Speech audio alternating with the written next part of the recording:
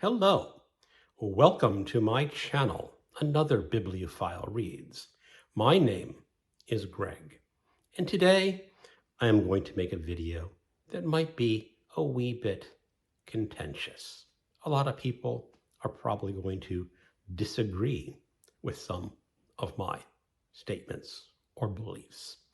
And what I intend to do today is tell you 5 novels that should never be made into an adaptation, film or television.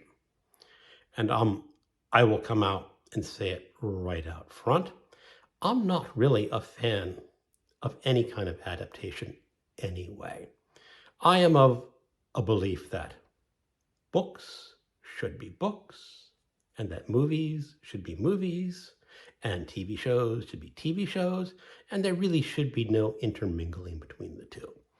If you want to write a book that's going to be adapted into a movie, just write the film script.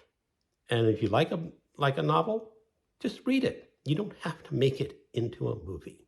I really don't read books and think, wow, this would be a great movie. That is something that just never occurs to me. But I do watch an occasional adaptation, usually by accident or coercion. The most recent one would have been in 2016. My wife had read some reviews about the television show of The Handmaid's Tale by Margaret Atwood, and we had it on streaming, so she wanted to watch it with me, and I watched it. And as an adaptation, it was not terrible. They did make at least one grievous mistake, in my humble opinion, and that was to give Offred a name. In the novel, she is never named, and that is an extremely powerful part of that book, is the fact that this repressive society can take your name away.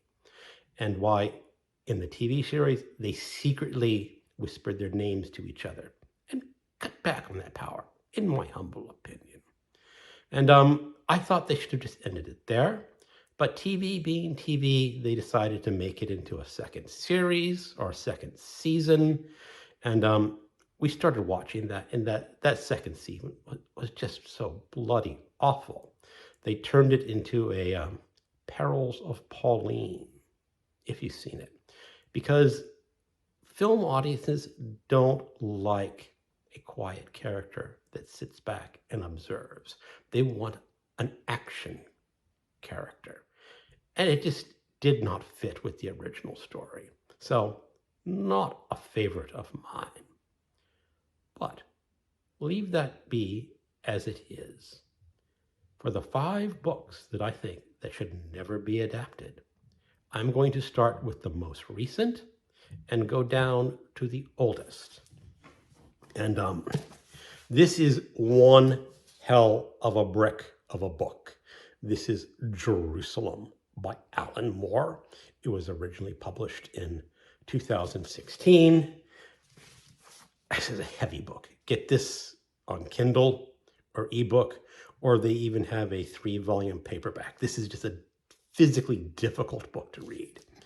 But it is a magnificent novel. It is glorious in numerous ways.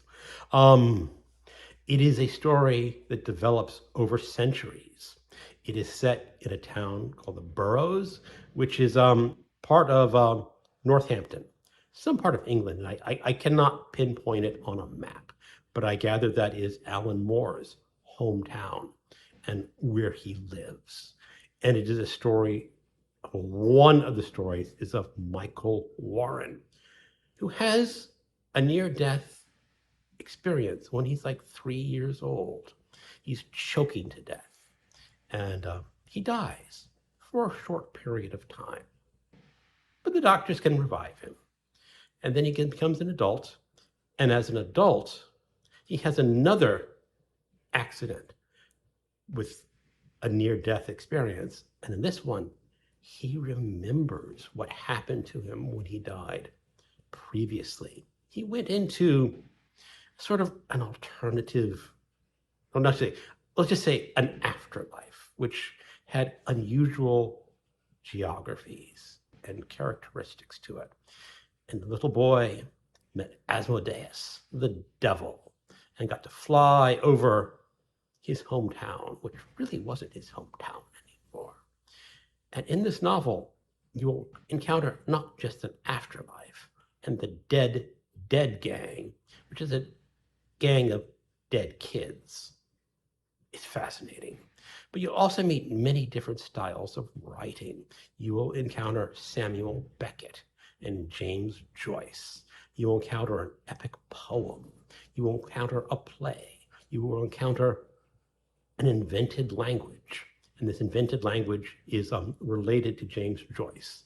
I believe it is narrated from one of James Joyce's sister or his daughter. I don't remember the exact relationship to James Joyce, but it is not an English language. It's very close to English, and you can understand it if you can read English, but it's a slightly different language, or should I say vernacular.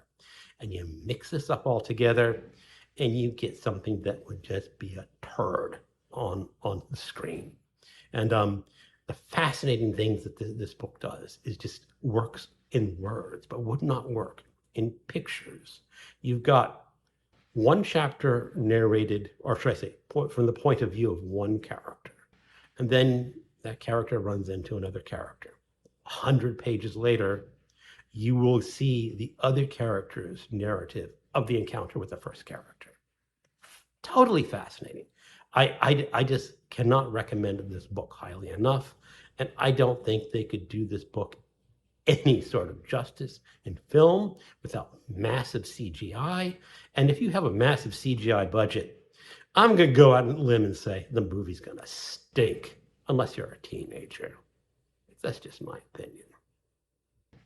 The second one was published in 1989, and that is Geek Love by Catherine Dunn. This is the story of the Podolsky family. I'm sure I remember that quite correct. The Podolsky family. They are a traveling carnival. And to make money, the father and mother decide to create their own freak show of children by having the mother ingest substances to create deformed children. You have Artie, the flipper boy. You have Ollie, the albino dwarf. Electra and Iphigenia, Siamese twins. And Fortunato, the most freakish of them all, who has powers of telekinesis. Now, Electra and Iphigenia, yeah, I said they were Siamese twins. Now, this book is fascinating because of its characters. It is narrated from Ollie's point of view, and it has two timelines, one when she was a young child, and one when she was an adult and has a child of her own. But again, the characters are what draw you in. Ollie is the observer and a manipulator behind the scenes, and Artie is absolute evil. He's the flipper boy, but he's very charismatic. And then there is a cult that surrounds Artie, and he gets his cult members to do things that normal people would not do, but he gets them to do it. And it's powerful because it also illustrates the power of a magnetic personality and people joining cults or movements that are totally detrimental to their own self-interest.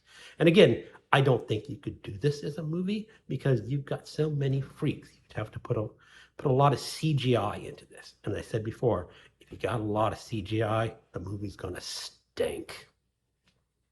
The next one is one that I actually, unfortunately, think they're going to try to make into a movie someday. And that is Blood Meridian. This is a magnificent prose epic. You were just going to draw in to the magnificent words of Cormac McCarthy and the world that he creates of the Old West. It is so graphic and so violent. I have often said this might be the most violent book that I've ever read. But you also got the characters. You've got the kid. You've got Toadvine. And you've got the judge. The judge is a character that should never be depicted in any way, except in the written word. He's just too powerful to exist in visual format, in my opinion. And that's all I'm going to say is, like, keep this book out of the hands of those crummy movie makers. All right. Another great book is Valles by Philip K. Dick, originally published in 1981. And this is sort of a science fiction novel, sort of a literary novel, sort of a little bit of an autobiography. It takes place in the 70s in California.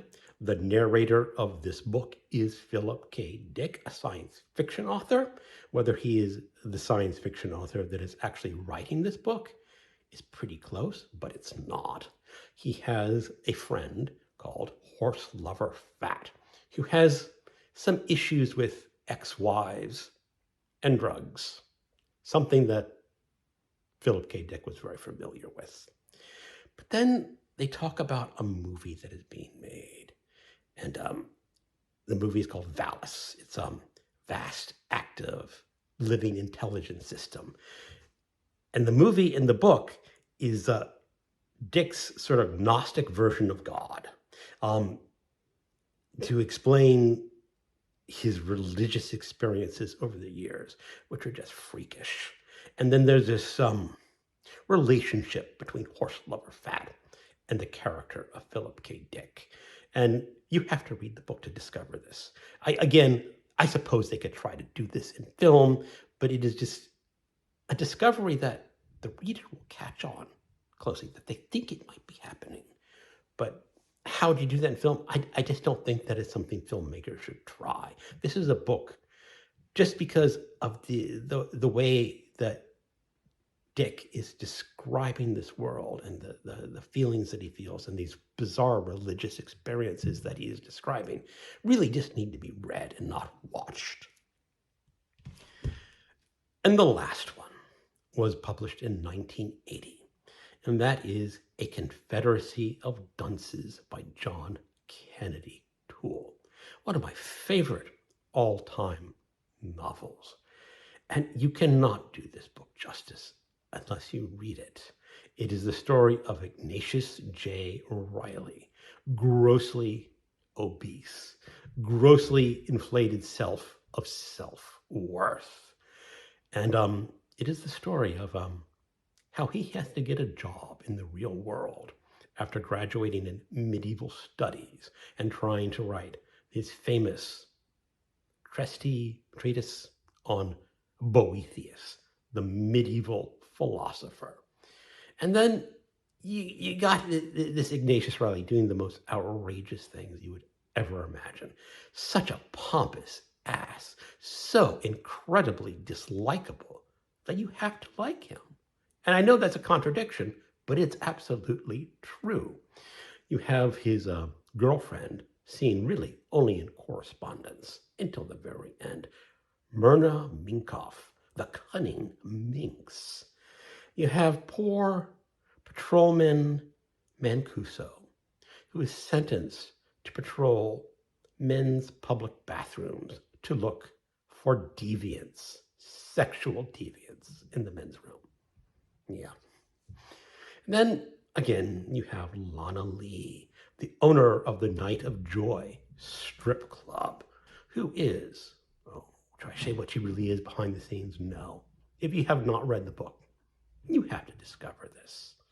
And you have Miss Trixie. Oh, you've got to love the senile Miss Trixie, who's just yearning and yearning for retirement. But the bosses at the Levy Pants factory, or the wife of the boss, says, no, no, no, you would demoralize Trixie by letting her retire. Such a perfect character. And then you have Burma Jones, the black janitor at the Night of Joy, who has to work, and I can't do the accent, below the minimum wage unless they want to arrest me for vagrancy. Now, I cannot do the accent right because I don't have that black New Orleans accent. But these are all elements that when fitted so perfectly into a novel, just could not be translated into the screen in anything other than pure idiocy.